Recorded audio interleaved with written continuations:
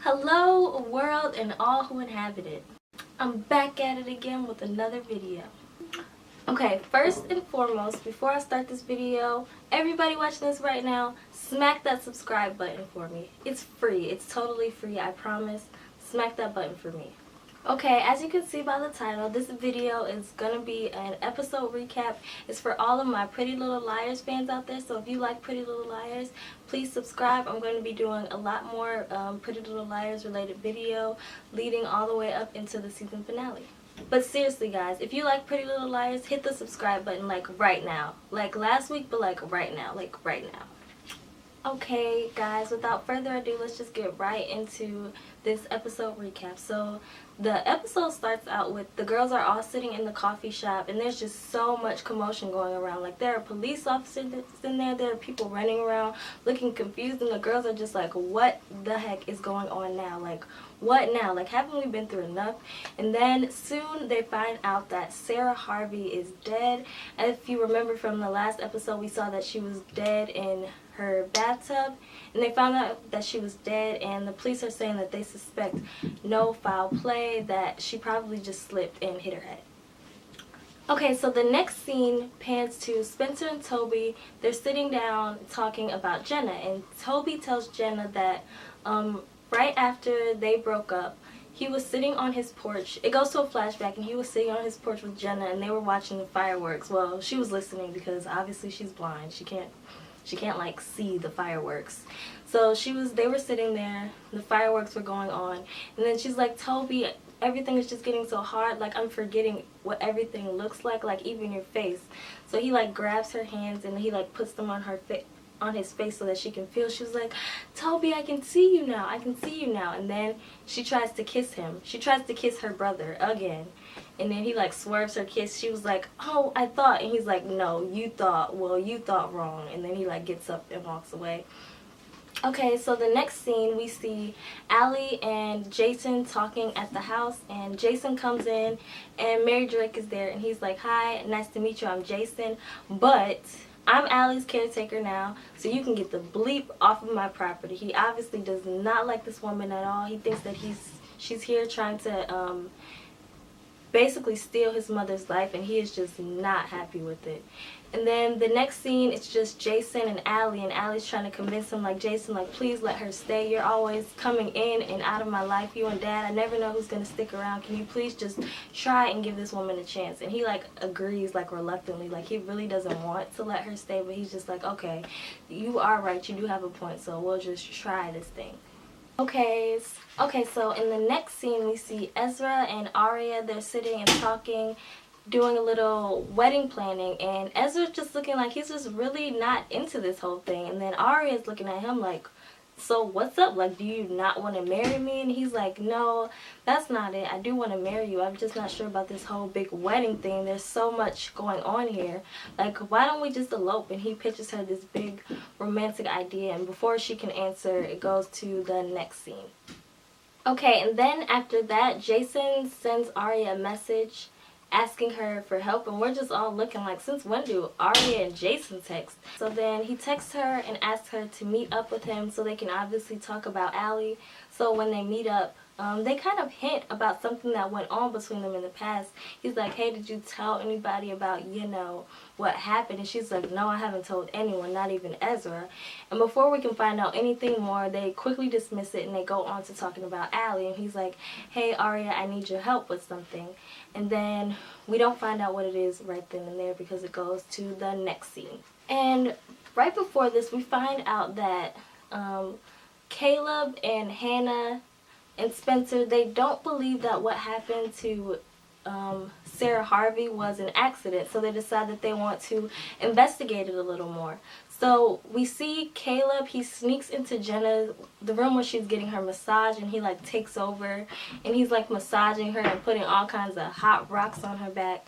And then when she's distracted, he goes into her bag, pulls out her room key, and then he hands it to he hands it to Spencer and Hannah. So then Spencer and Hannah go upstairs to her room, and then they just start going through all of her stuff, trying to quickly find it. But then they hear someone coming in. As usual, then they hid under the bed, and then they're just sitting under there hoping that they don't get caught. And then we find out who the person is that enters the room, because he makes a phone call and he says, "Hey, it's Noel Khan. Noel Khan is back." Okay, after this we see Mary Drake, Allie, and Jason. They're all sitting in their living room awkwardly, like you could tell like there's so much tension in the room. And then there's a knock on the door, and Jason's like, "Oh yeah, I invited someone for dinner." Guess who's coming to dinner? It's Aria. Okay, and then we see Spencer and Toby talking. Spencer's just telling Toby like, "Hey, you like really need to get out of Rosewood. You need to take Yvonne, and you guys need to get as far from here as possible. Me and the girls are obviously tied to Rosewood. There's always something pulling us back here. We can't leave, but there's nothing keeping you guys here, and you guys need to leave because it's not safe for you here." Okay, so at dinner with Mary, Jason, Allie, and Aria, Mary starts telling Jason and Allie how your mother always kept me from you guys. As soon as you guys were like at the age where you would actually remember who I am, she shut me out of your life completely. And Jason starts getting really defensive, like she's trying to brainwash you and turn you against mom, and you even gave her mom's necklace, and she's not her mom. And they're just arguing, and they're really torn because Jason is trying to support his mother, and Allie is starting to believe what Mary Drake is saying about her mom. And then Aria is just sitting here kind of in the middle, kind of leaning towards more Jason's side, but she's like still in the middle. As they're talking, Mary Drake brings up that their mom had a cellar, a secret cellar. So then Aria goes to Emily and tells her, "Hey, can you help me with this storm cellar? Like, it has to be tonight because me and Ezra are running off to get married tonight." And then Emily just tells her, like, "Hey, Aria, like, you don't need to be worrying about this stuff. You're about to get married. This is the memory that's going to last you forever. So don't focus on all of this stuff that's going on in Rosewood. Just go on, get married, and then you can worry about all this stuff when you get back, and me and the girls will take care of it." And then after that, we see Hannah and Caleb. They're sitting, talking, reminiscing about old times, and they're working on an encryption. I'm not exactly sure what the encryption was for, but they're working on decoding something. And then Hannah finally tells Caleb that her and Jordan are not getting married anymore and that their engagement is off. And then she tells him, he asks her how she's feeling, and she says that she feels like a limb of her is missing. But then she says it's not because of Jordan. And so we can assume that she's talking about it's because her and Caleb are not together anymore. And then she says, like, "Hey, can we still be friends?" And then they agree that they're always going to be friends. And that's so sweet. Okay, guys, so here is where the sad part of the episode comes. So Toby comes to see Spencer after she told him that he needs to get out of Rosewood, and he just starts admitting things to her. He says, "When I originally started building the house, I was building it for you, Spencer, not for Yvonne. But somewhere along the way, he ended up falling in love with Yvonne, and now he cannot picture his life without her. So he is going to take her advice and leave Rosewood and start a family there." And then they both say their goodbyes, and then after he leaves, Spencer breaks down and cries, and it's just so sad, and I want to cry with her. I'm a little sad, but I'm not that sad, so I just sat there and watched her cry. And then after that, all of the girls, minus Aria, go out in search of the storm cellar, and then they're in the woods, and finally they find it. So then they go down in the storm cellar, and they see like all of these pictures of the girls and Allie in there. It's Jessica de la Renta's storm cellar, by the way. So in Jessica's storm cellar, they also find files on all of the girls, except Aria's file is missing, which is pretty weird. So we see files on all the girls, and there's also a file on Mary Drake. And they find out what all happened to Mary Drake at Raleigh, and they find out that Jessica allowed for her to be basically tortured there at Raleigh. And we also find out that Mary Drake had another child after Charles. So that child would have been the age of all the girls. And I'm just going to throw it out there. I think that it's Noel Khan. I mean, I'm not sure. I definitely don't think that Noel Khan is A, because they're trying way too hard to make it seem like he's A. I don't think that he's A. But I do think that it's possible that he might be Mary Drake's other child. Okay, and then the next scene pans to Ezra and Arya, and they're obviously getting ready to run off and go have their little romantic elopement or whatever. And then they get a knock at the door, and it's the police, and they say, are you Ezra?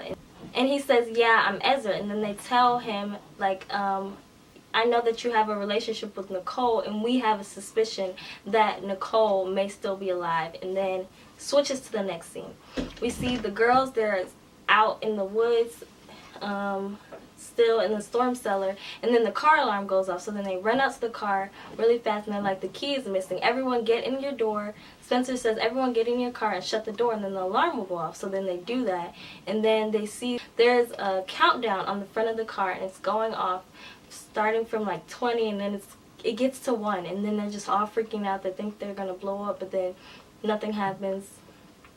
And then after that, there's a message on the screen, and it says, if you find out who I am before I find out who killed Charlotte, someone dies. And then boom, the storm cellar explodes right before their very eyes.